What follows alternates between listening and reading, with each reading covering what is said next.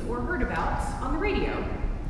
A native of Sweden and only 16 years old, she was just named Time Magazine's 2019 Person of the Year for her global activism around climate change.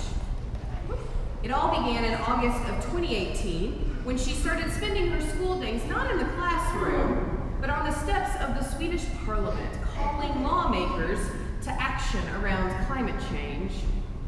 At first, she attempted to get other students on board with a student strike for climate change in Sweden, but she says of her fellow classmates, they just weren't interested. So she went on ahead and she did it by herself, gaining national and eventually global attention for her peaceful protests and encouraging other young people to become involved in the demand for action by the ruling adults.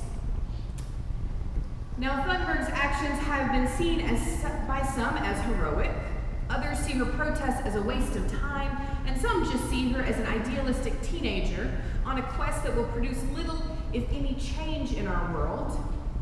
But yet, Greta persists because she holds on to hope that the effects of climate change can be reversed, and she believes that it is necessary for the future of humanity and for that of our planet. She actively protests because, as she has said, she cannot wait for adults in power to turn things around. There's no reason she should just sit on her hands and wait for the adults in the room to make the necessary changes they have failed to make over and over. Now, this past week, the 2019 UN Climate Change Conference was held in Madrid, and the goal of this conference was to actually reach agreements by world leaders that would help to combat climate change all over the world. But sadly, to the frustration of developing countries of our world and climate activists worldwide, the only thing that our world leaders were able to do was to agree that there was an urgent need to make changes. Thunberg protests because sitting on her hands clearly won't cut it. As this 16-year-old said to conference attendees, the biggest danger is not inaction. The real danger is when politicians and CEOs are making it look like real action is happening, when in fact almost nothing is being done apart from clever accounting and creative PR. Waiting on world leaders to make change for God's earth clearly isn't cutting it. So why are so many of us just patiently waiting?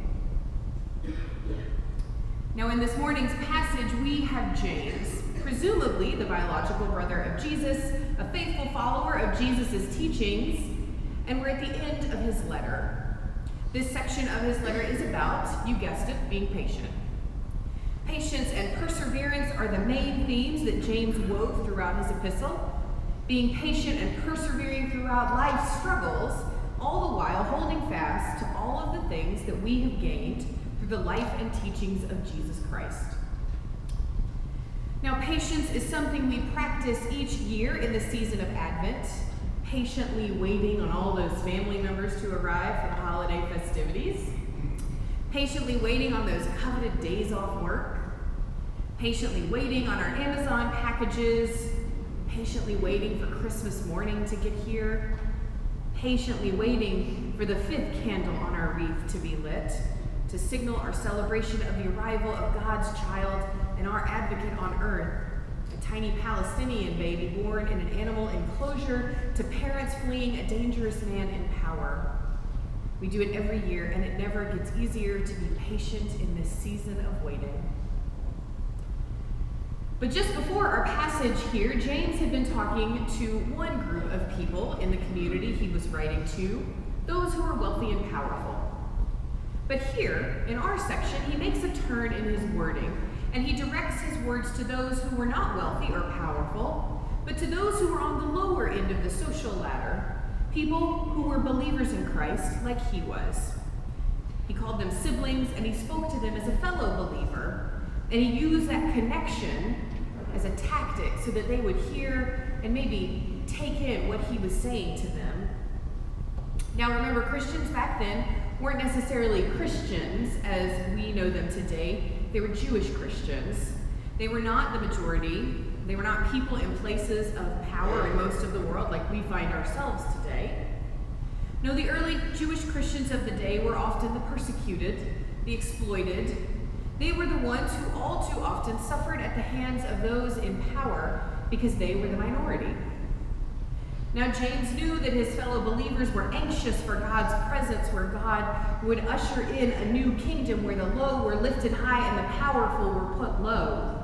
So, in an attempt to assuage them, he said to them, "Be patient. Be patient and wait for the Lord to arrive. God's almost here, but first you must be patient." Like any good persuasive argument, James used examples to get his point across, ones that would have significant meaning to these people. The first of these three were farmers. In a society where much revolved around agriculture, these people understood the importance of farmers and their work. He said, "See how the farmer waits for the land to yield its valuable crop, patiently waiting for the autumn and spring rains." For a farmer, it's not simply about patience, but it's also about having trust. Farmers have experience and knowledge of how to grow their crops based on their relationship with the climate and with the earth. They know the stages of growth and when it's time to harvest. They trust the process and they know that it works. But throughout it all, they must be patient and allow the things that go into a crop to happen. They must trust that the sun will shine, that the rain will fall, that the earth will produce nutrients, and that the seeds will grow into plants for harvesting. But in order to have patience, they must first have trust. The same kind of trust in God that a believer's whole life is wrapped up in. That is the farmer's life. Their trust is wrapped up in the growth and success of the crop. Now, James takes his second and third examples of patience a little bit further than the farmer's example of patience and trust. He wanted these people not just to be patient and trust, but to have patience and trust as they found themselves as persecuted people. James was advocating for patience in the midst of suffering. So his second example of patience was just as personal as the farmers. It came in the form of the prophets, the people that these believers had known and trusted in. Their faith was built on the words of these prophets. He said, "Take the prophets who spoke the name of the Lord. As you know, we count as blessed those who have persevered.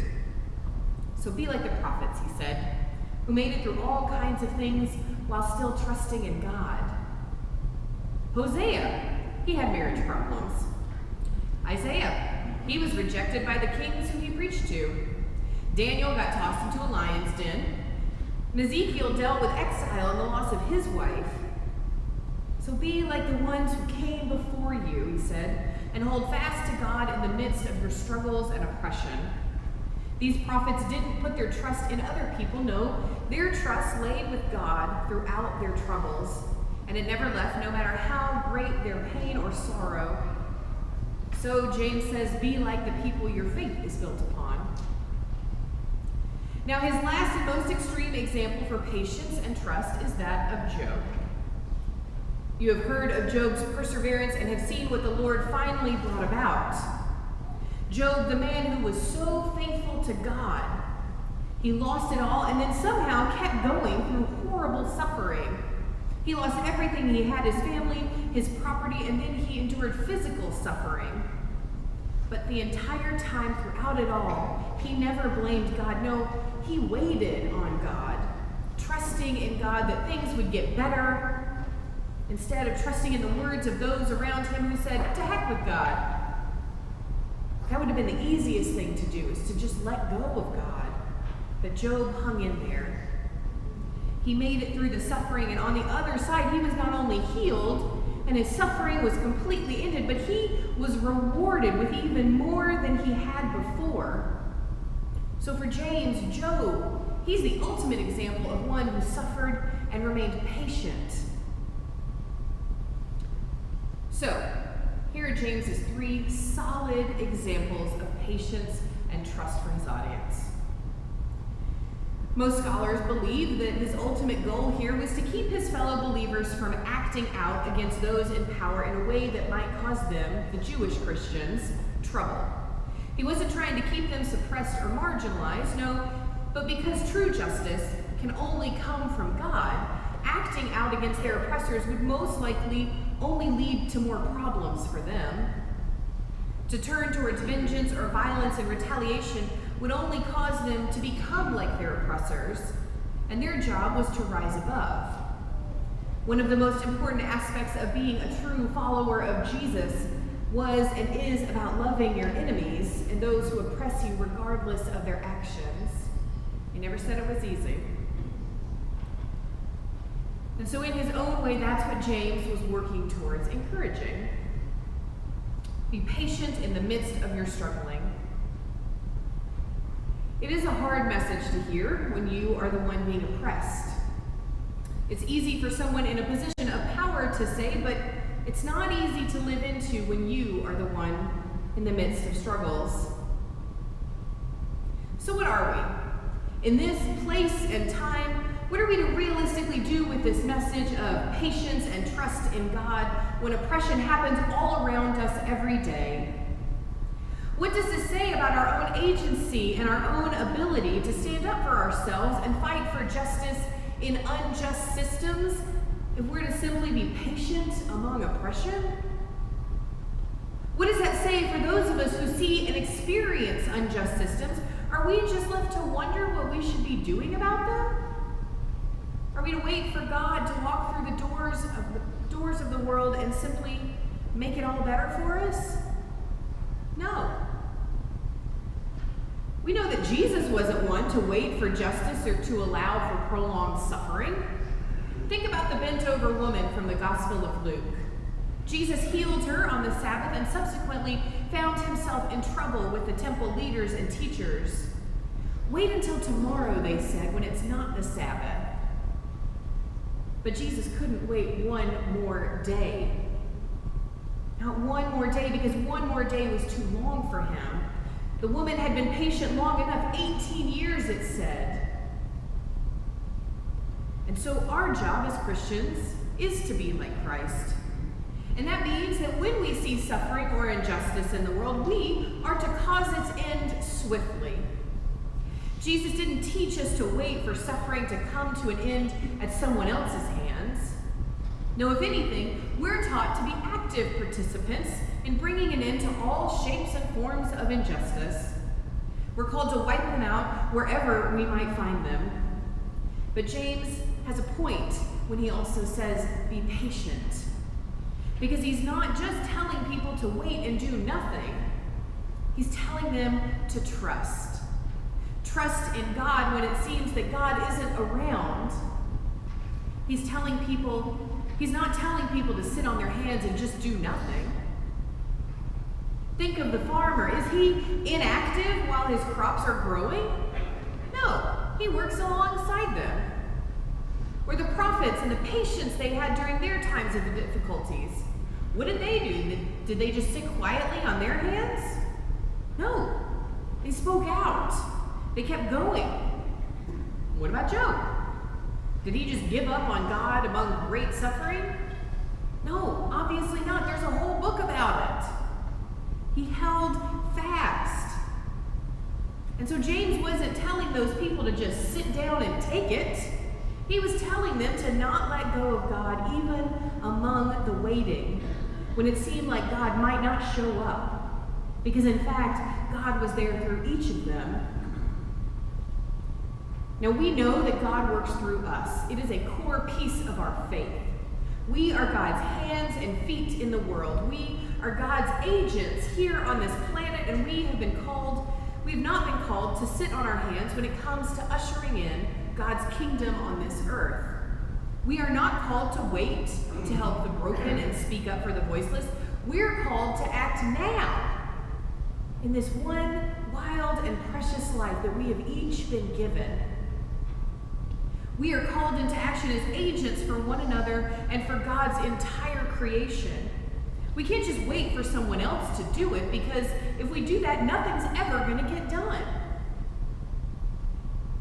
A recent podcast I listened to last week from NPR's The Point features a piece on middle schoolers, 11 and 12-year-olds, from Martha's Vineyard, and they are determined to have an effect on climate change.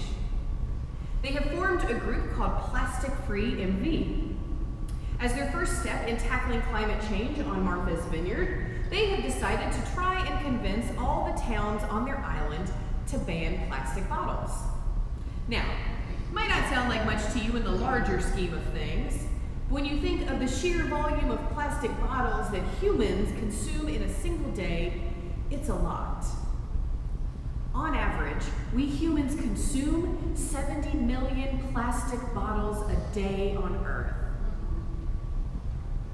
These middle schoolers have taken matters into their own hands because, as their teacher explained it, she can't in good conscience just tell them to grow up and become scientists and do something about it in 15 or 20 years, because it might be too late. The threat of a warming planet is now. The threat of our oceans becoming filled with plastics and choking the life out of animals and marine life is a real threat that is growing. You remember I mentioned Greta Thunberg at the beginning? Well, these middle schoolers are doing the same sort of thing that she's doing. They aren't waiting for someone else to make the changes for them to try and heal our planet. No, they're having to work towards those changes now, because if they don't, who else will? These children have declared that they won't sit on their hands when it comes to the justice of God's earth. They won't wait for clever marketing and PR by adults because it's not working. They don't have the patience for it, but they do have the patience and trust that they can make a difference. So in this Advent season, we are to wait, yes, but we are more to be patient for the Christ child to enter our world and remember the promise that we have in his life, death, and resurrection. But at no point are we to sit on our hands and just wait for God. God's not going to just come and fix everything for us. We are to be like Job and hold fast to what we know and believe of God and Jesus Christ in the midst of suffering. We are to be like the farmers and to trust. We are to be like the prophets and remain active, calling out the unjust and speaking God's love into the world, even when we are in the midst of oppression. I dare say that we are also to be like those young climate activists today. Do something now, instead of waiting for someone else to make a difference for us. So in this Advent season, we are called to wait, but more importantly, we are called to have trust and have patience in the midst of our time here on earth. To know that God is just at the doors waiting to burst on the scene, but first, we have a lot of work to do. We are called to usher in justice swiftly and usher it in now. We are called to hold fast to the knowledge that God is coming in the form of an innocent child from Palestine who teaches us how to love our enemies and to change the world as God's people here on earth through our own actions every single chance that we get.